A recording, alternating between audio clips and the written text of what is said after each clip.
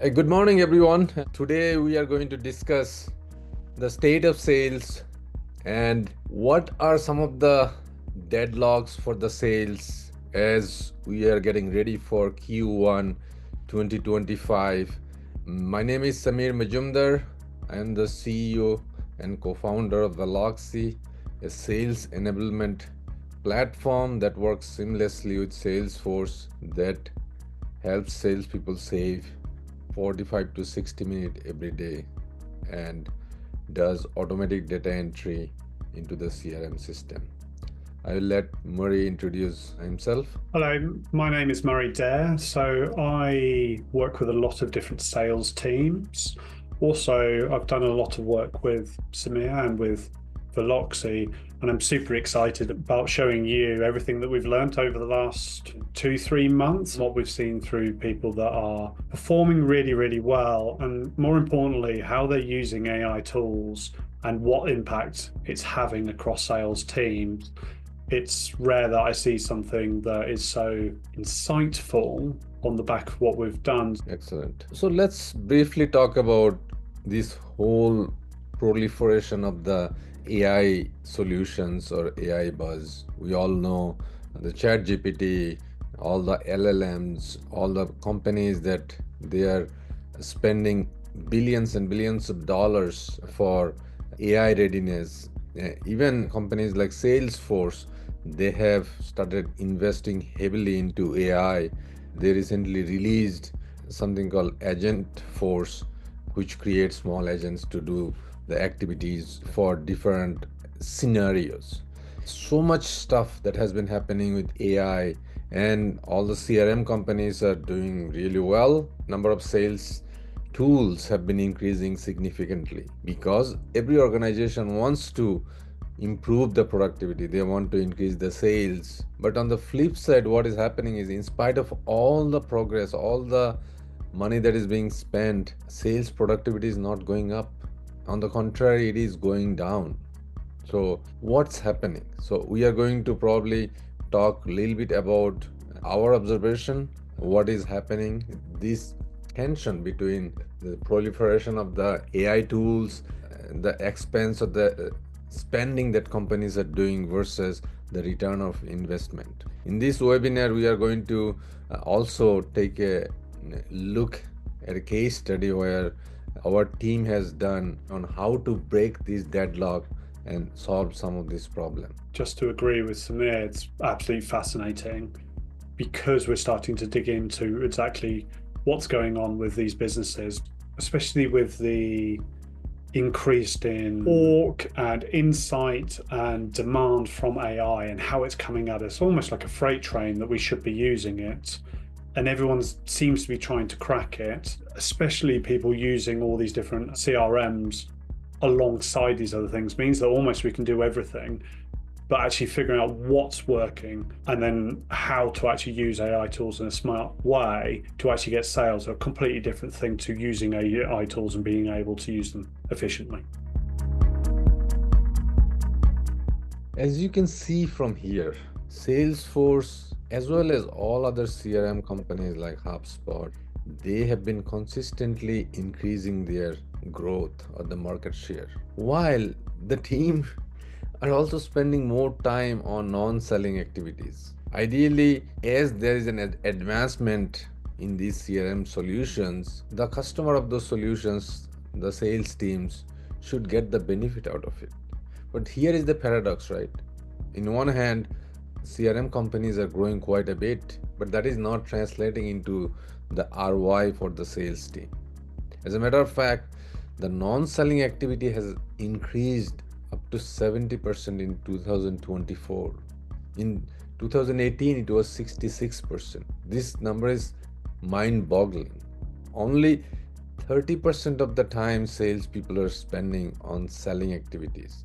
I mean, think about it. It is just a mind-boggling number. Just to add to that, I mean, the amount of times I've spoken to people and they think that HubSpot or Salesforce are going to solve all their problems.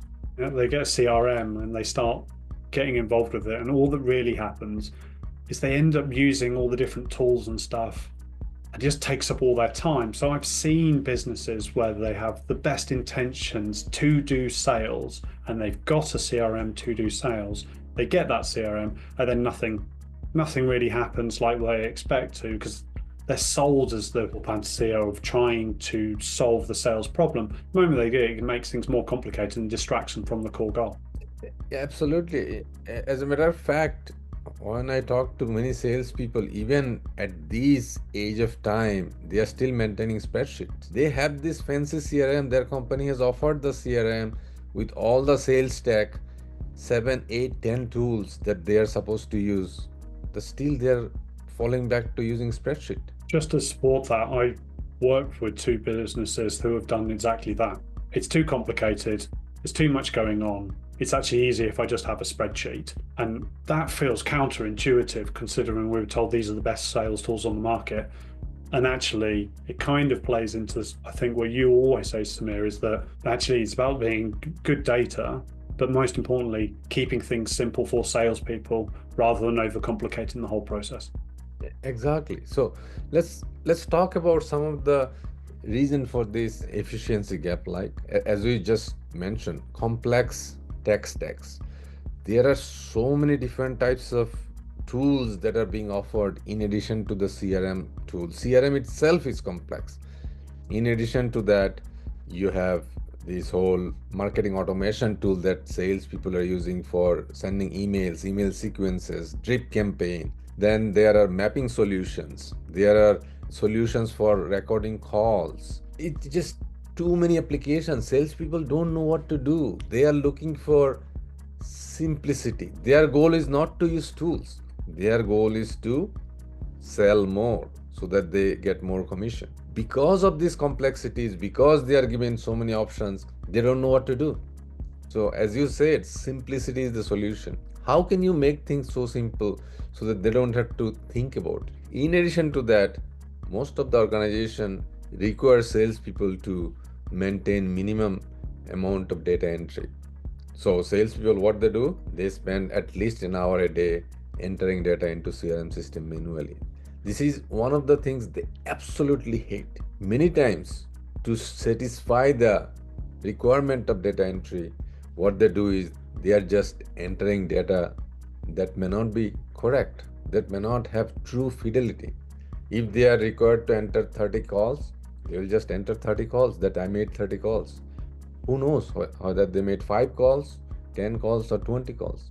Because of the complexity of the CRM system, there is this low utilization of the CRM system.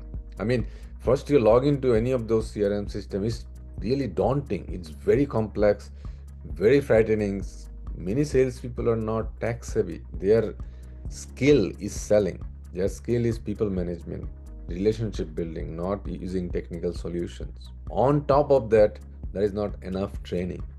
A lot of the companies, especially the companies who are selling to small and medium businesses, where the sales cycle is probably 30 to 45 days and the amount of each deal is few $100s, there is a significant attrition in the team. In the sense, more than 40% of the sales team has attrition. Every year, more than 40% of the salespeople will be let go or they leave because they cannot meet their performance. An organization has to keep on hiring more and more people and they need to train them. It takes 3, 4, 5 months to train them. So a lot of times they are in a continuous cycle of hiring new people, trying to train them and trying to have them meet their quota, and that is a cycle that never ends. Just to add to that, I mean, some of the best teams that I've ever worked with in sales, they've stripped away anything that is noise from the salespeople. And I'm a massive fan that if you're trying to sell, what you're really trying to do is to listen. You are not going to be able to listen if you're also thinking, I have to do this and I have to do that, oh, and this thing and this thing. And it's almost like we've built a system where we say, we just want you to sell. But then afterwards, we turn around and go, we need you to think about these 12 other things that are all distraction from your core goal. And you're only really, as a salesperson, focused on one metric. And that's your sales target. Everything else is kind of noise. So I completely agree with everything you're saying, is that we've chosen to make things simple from a business point of view, but then really complicated from a sales point of view, when actually our job for good sales teams is to make things as efficient as possible from their perspective. And that's the only thing that matters. And I think that a lot of the AI tools that are coming in are a distraction. As you can see, there is a significant expectation gap between what organization wants or thinks the adoption would be. Organizations are thinking that there will be 80% or more adoption, but in reality it is almost half. Why? I mean, organizations are spending a lot of money to license some of these tools, but salespeople are not adopting. There are reasons, right? First thing is they don't believe what the output of the AI solutions are. They don't think whatever AI is telling them to do is the right thing they need to do. Why? I mean, AI cannot be hallucinating all the time. The foundation where the AI is being built is the data. If your CRM system does not have enough data or does not have good data, AI system can only give you the output based on the data.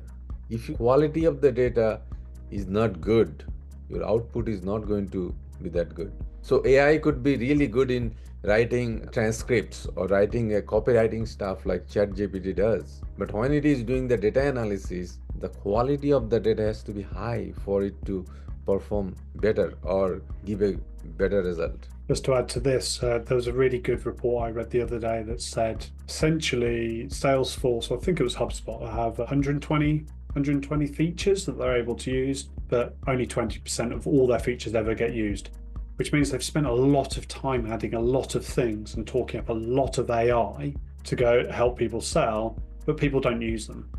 Now, what that kind of tells me is that the attraction for AI to solve things is higher than the actual reality of once you get that. And we've all probably been there. I mean, everyone's mucked about with ChatGPT and gone, this is amazing, only to 20 minutes later go, well, actually, it's not that amazing because it doesn't have that much depth. And I think the point about trusting insights is a really, really important one, because AI can do amazing things, but it's only as good as the person who's using it. And we're only at the first stages of understanding what AI is and how it can be applied to a business. So it doesn't really surprise me that you're getting a load of companies that go, I think I like this, but then the actuality is very different from what they thought they were going to get out of it, because it hasn't actually solved the original problem, is how to get people selling more often and how to get them focused on selling. It's more of a distraction than it is an enhancement. Coming back to this, why teams are not using AI to the fullest extent, right? The teams that they're embracing AI, of course, they can see some uplift. That uplift is not as per the expectation of those teams. The teams were thinking that, oh, this is a new shining tool in the town. If I use AI, it is going to solve all my problems. It's going to help me selling. It is going to help me close more deals. So there is just too much expectation and hype. And AI is not living up to that expectation. It can only solve or help solving your problems so much. Selling is still back to the basic. You still have to make the phone calls. You still have to reach out by emails. You still have to go and physically meet people to close the deals. Sales is all about relationship, and sales is all about listening to your customers to understand what is their problem and then offering a solution that solves their problem. AI cannot do any of those stuff. AI can only probably help analyze some of the data and bring some insights into it, given the data is good. AI cannot help you sell. So that is the big, I think, disconnect between expectation of AI and the reality. Probably add to that some businesses are seeing AI as a replacement for sales, and there actually is no good replacement that exists for good quality salespeople. The people who've done really well with it are people who have understood that the job of AI is just to help salespeople get better and to remove obstacles, rather than to replace them entirely, or add loads of different frameworks and different parts of it to think through different parts of the problem. The more that we can adapt that and realize that whole thing about sales and the whole thing about AI with sales is just to help the individual, because sales is always going to be me talking to you and about trying to listen to your problem and trying to solve a problem. That's all that exists. And people buy from people. So we need to stop thinking about AI from this really random perspective to replace people and actually help people do what they do best, which is being human. Now, let's talk about the big gorilla in the room.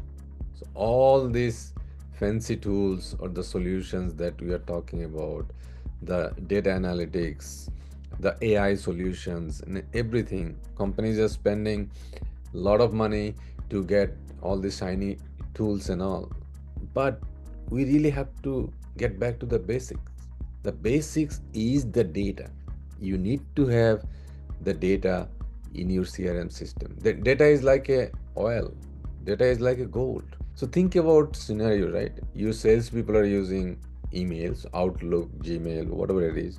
They are making phone calls. They are sending text.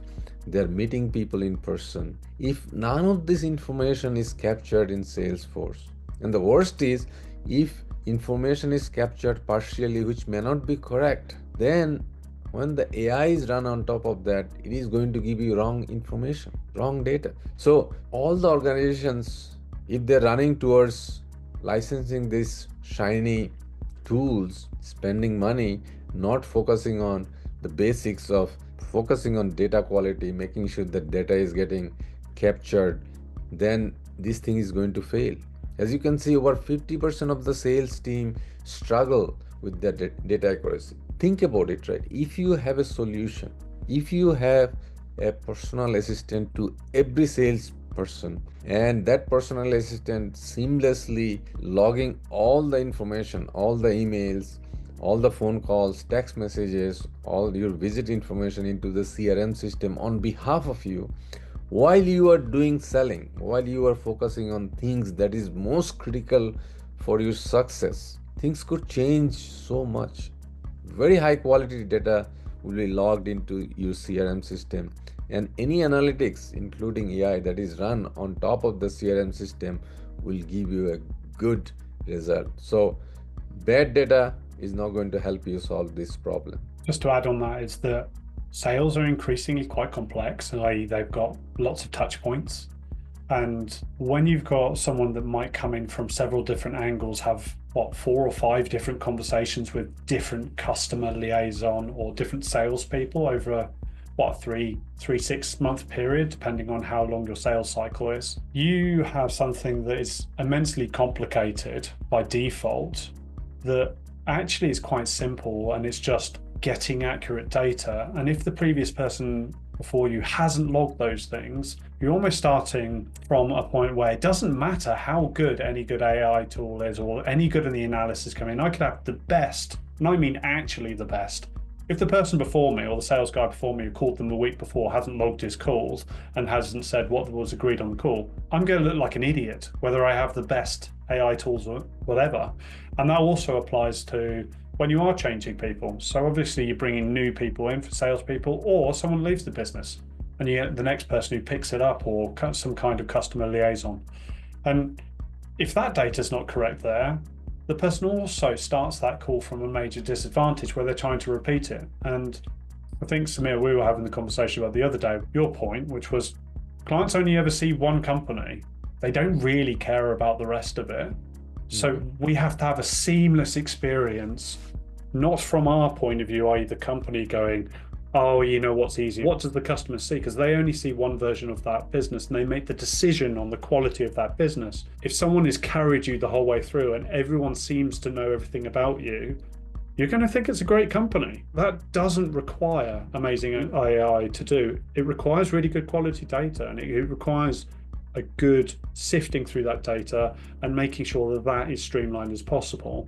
It's ironic that we spend all this time talking about AI when actually the most important thing is just streamlining data and making sure that we know that everything about them and can always pick up the next call with the right information to hand. Exactly. Again, think about this, right? Company with 40+% attrition. New salespeople are coming all the time. They are being given the same accounts or leads. And if they have no information about previous touch points, previous interaction, this thing is absolutely going to fail. So having said that, we do have some information about the high performing organizations. How do they prioritize the quality of the data? Research shows that 33% of the sales teams are making data quality the most important objective. Again, the most successful salespeople also focuses on quality of the data, because if they don't have the high quality data, they won't be able to sell. Flip side is also correct. The people who are not able to sell that much have low quality data, in the sense they are dealing with low quality data, and these probably has to be one of the highest priority target or the goal or the objective of sales leaders. I mean, it is one of the 5 top goals, but it is not one of the top goals. We think, based on our conversation with all the sales leaders as well as the sales people, the quality of data needs to be really high for them to be successful in closing deals. Completely agree. I've got nothing to add on that. You're absolutely spot on. So now we are going to talk about a case study that Murray and his team has worked on. So I will let Murray take it from here. Yeah. So this is really exciting. I mean, we'll go through one of the campaigns that this company has done.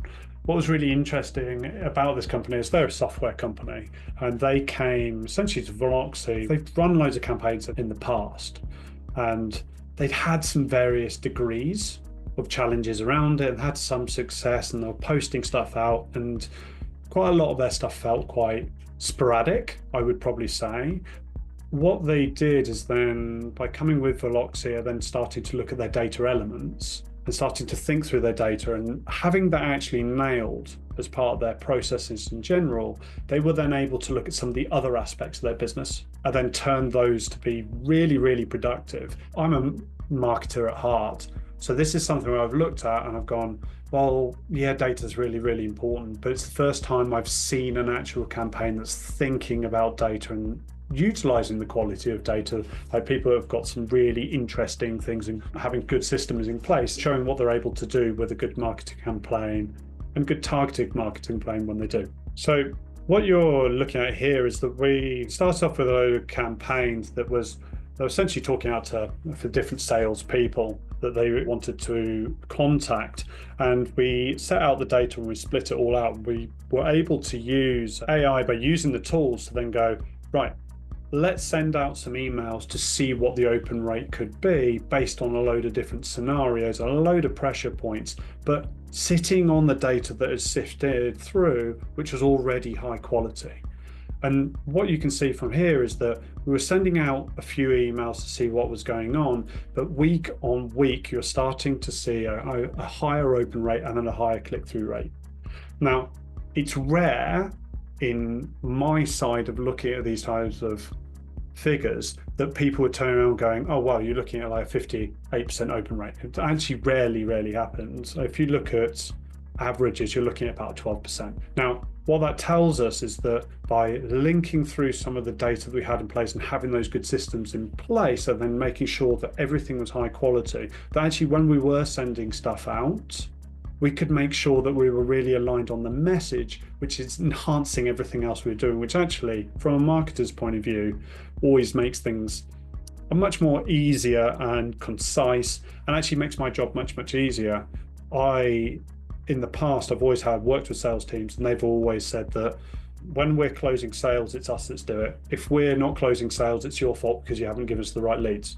Whereas actually, this is inverting the problem, because this is going, well, the data's really good quality. We're able to focus on what the push points are because we know it's really good quality and we know we're speaking to the right people. That actually makes marketing as a job, and me looking at it going, really easy. It just shows you that that relationship is so important for driving not only the sales perspective to making sure that that's correct, but actually the entire marketing system as a default. Next, what I thought was really interesting on this is because we started looking at that data and pulling it all in, we could quickly find out against the individuals when they opened it.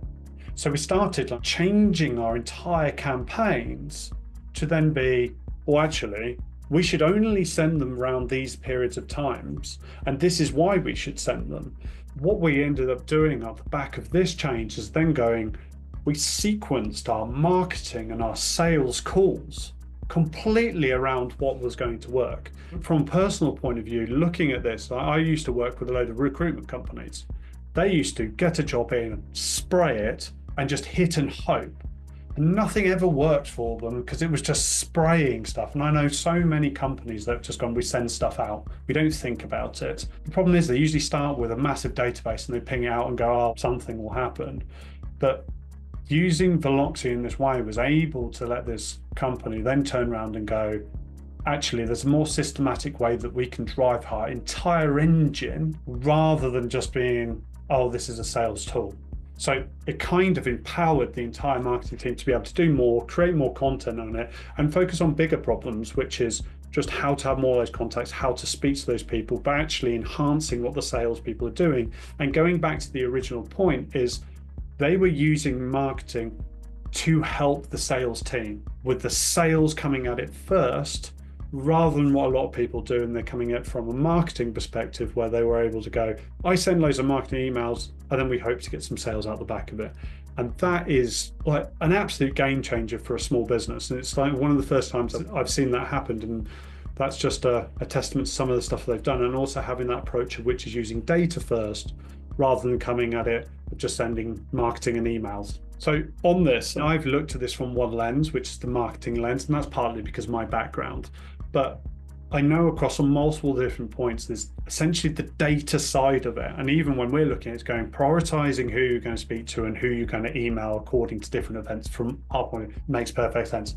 Qualifying your leads before you get there. I mean, a load of stuff I've saw that were really, really good was just trying to make sure they had qualifying points before we even got in contact with them. So when that company was talking back and forward about it, it was really exciting because actually people were interested in what they had to say. You'll be able to speak about the data engineering, the updating side of it, and the forecasting. But from my point of view, and looking at that whole lead qualification, the prioritization, and then marketing to those people is an absolute game changer. And that's coming from someone who isn't doing the sales. Sure. Again, you're exactly right.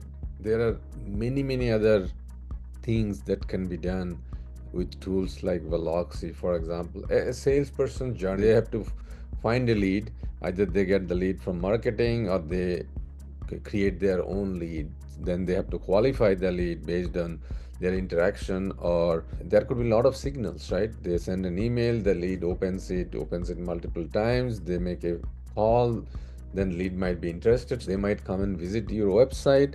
So there are a lot of signals that can be used for this lead qualification, and then you take the lead through the journey. Research shows that you have to have at least 8 touch points from a lead all the way to the opportunity and closing the deal. So that's why the diligence of a salesperson is super important. How persistent are they in trying to do the routine stuff, which is boring stuff. A lot of times they will just focus on the shiny objects, in the sense the top of their funnel. But if they just focus on the top of the funnel, what happens to the middle of the funnel or the bottom of the funnel? If they do not nurture it, come next month, their funnel will be empty. So all these best sales process, or the things that a salesperson has to do, many of them could be very boring, is super important. And offering a tool like Veloxy or some other tools that could replace 3-4 other tools could help them simplify their entire sales process, so that they focus on selling rather than worrying about data entry and worrying about who do I go and meet next. Having a sales assistant who continuously feeds them information. Let's say they're in the field, they don't have to go and look for all the prospect they need to meet while they're in the field.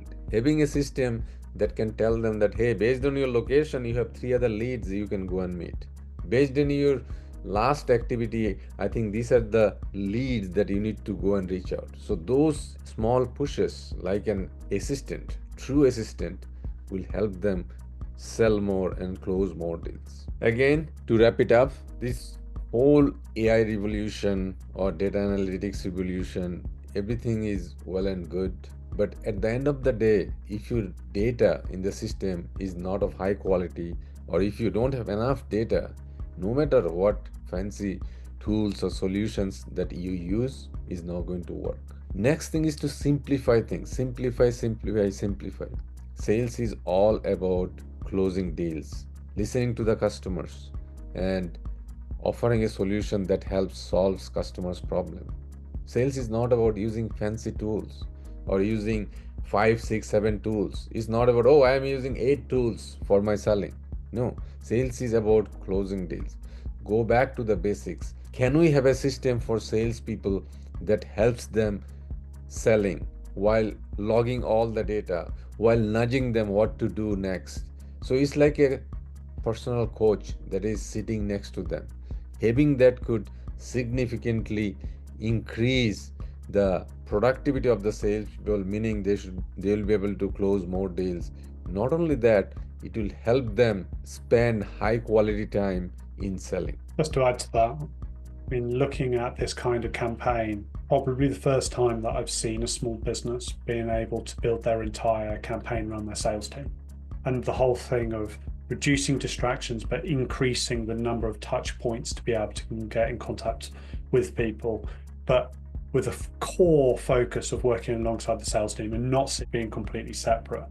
Now, I think the key point that we've almost learned through this whole thing is that salespeople and sales time spent efficiently is the most important thing we're trying to hold on to. And it's easy to distract and it's easy to put loads of tools in. And as a marketer, I can argue, well, it's easy, oh, you could do A, B, and C. But actually, if you really boil it down, everything should be designed by the sales team and everything should be aligned to how to get them to focus more on what they do best, which is selling. And everything else is a complete distraction. So the more that you can align campaigns, the more that marketing teams or ops and business ops can actually keep that in mind. And I include senior business managers who want all this other stuff, but ended up, they want the sales as well. My point's going, well, forget the rest of it. Just focus on the sales and the sales team and may it help them have the best environment possible to make the sales. Everything else is just noise unless it's driving them towards that goal. What could be done for optimizing for Q1? All the sales tools, smart sales tools, smart analytics tools, everything is well and good. But we really have to think from the first principle. What is sales all about? Sales is all about interacting with your customers, understanding their pain problem and offering a solution that solves that pain problem. Sales is not about using 8 to 10 tools, using fancy AI tools. Sales is all about what you can offer for your customers. Sales is about relationship management, building the relationships and how you close it.